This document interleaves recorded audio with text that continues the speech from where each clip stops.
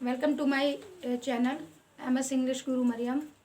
आज मैं आपको पास्ट परफेक्ट टेंस पढ़ाने जा रही हूँ। और पास्ट परफेक्ट टेंस में क्या इसकी डेफिनेशन है, आइडेंटिफिकेशन कैसे करेंगे, हेल्पिंग वर्ब क्या होती है, मेन वर्ब क्या होती है, और इसके कुछ नोट पॉइंट्स हैं जो कि आपको बताए जाएंगे।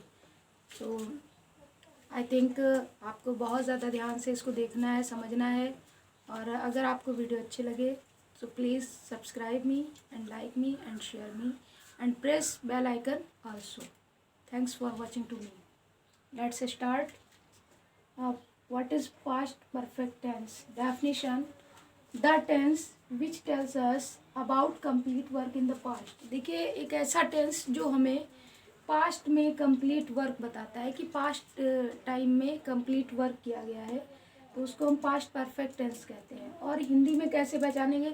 अगर किसी भी सेंटेंस के लास्ट में चुका था, चुकी थी, चुके थे, या आए थे, गई थी, लिया था, दिया था, इस टाइप के वर्ड्स आए, आई think you should see now the past perfect tense and what is the helping verb of this tense. So I think you should know this. The helping verb of this tense is called had, only had. And after it I want to tell you that what type of main verb we can use here. So I think we use here verbs third form V3 or verbs third form.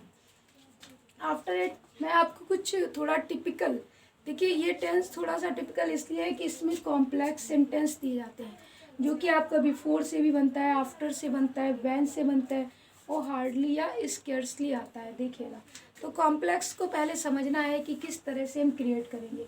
देखिए, इसमें दो action दिए जाते हैं complex sentence में। जब भी इसका कॉम्प्लेक्स बनता है, टू एक्शंस दिए जाएंगे जिसमें आपको ये समझना है कि जो काम, जो वर्क पहले कंप्लीट हो गया है वो आपको पास्ट परफेक्ट में बनाना है, और जो वर्क, जो काम आपका बाद में कंप्लीट हो रहा है उसको पास्ट इंडेफिनिट में है। दो बातें आपको अपने माइंड में सेट करनी है कि पहले कंप्लीट होने वाले वर्क को आप पास्ट परफेक्ट में और बाद में कंप्लीट होने वाले को पास्ट इंडेफिनिट में बनाना नहीं भूलेंगे। अब देखिए किस तरह से चार तरीके के जो सेंटेंस बनते हैं उनका स्ट्रक्चर क्या है। अगर सेंटेंस कॉम्प्लेक्स है और बिफोर का यूज़, जैसे चोर के आने से पूर्व पुलिस चली गई थी या पुलिस आ गई थी, उल्टा बोल दिया है। यहाँ पे मैं बोलना चाहूँगी पुलिस के आने से पूर्व चोर भाग गया था। तो देखिए, एक तो पुलिस का आना हुआ, दूसरा चोर का भागना हुआ। तो इस टाइप का सेंटेंस क्या कहलाएगा? कॉम्प्लेक्स। लेकिन आपको ये जानना है कि चोर पहले आया, चोर भागा पहले या पुलिस आई पहले। तो चोर के भागने से पूर्व पुलिस आ गई या पुलिस के आने से पूर्व चोर भाग गया। तो पुलिस के आने से पूर्व चोर भाग गया, पहले कौन भागा है? चोर भागा है। तो चोर भागा है, जब चोर भागे वाला सेंटेंस बनाएंगे तो वो किस में बनेगा? आपका पास्ट परफेक्ट में। फिर पूर्व की स्पेलिंग बिफोर लिखेंगे। इसके बाद पुलिस का आना, ये आप पास्ट इंडेफिनिट टेंस में बनाएंगे क्योंकि बाद में पुलिस आई। अब देखिए, इसी तरीके से अगर बाद वाला दिया गया, जैसे मेरे स्टेशन पहुंचने के बाद रेलगाड़ी गई। तो देखिए, मेरे स्टेशन पहुंचने के बाद मतलब मैं स्टेशन पहले पहुंची, रेलगाड़ी बाद में गई। अब इसमें फंडा ये है कि आपका जो बाद वाला एक्शन है वो पहले बनेगा। दोनों में आपको पीछे का सेंटेंस पहले बनाना है। तो बाद वाला पहले बनाएंगे जो कि रेलगाड़ी गई, तो ये आपका पास्ट इंडेफिनिट में बनेगा। फिर बाद या पश्चात की स्पेलिंग आफ्टर लगाना है। मेरे पहुंचने के बाद, तो मेरा पहुंचना ये आपका पास्ट परफेक्ट टेंस में बनेगा।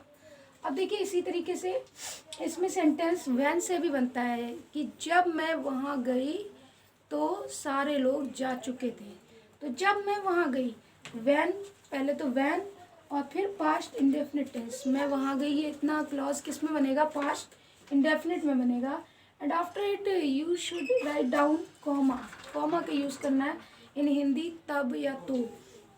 और इसके बाद आपको जो जब मैं वहाँ गई तो सारे लोग चले गए थे, जा चुके थे, तो सारे लोग जा चुके थे, ये आपका किस में बनेगा? पास्ट परफेक्ट टेंस में बनेगा। अब देखिए, मुश्किल से ही, जैसे वह मुश्किल से ही स्टेशन पहुँचा था कि ट्रेन चल दी।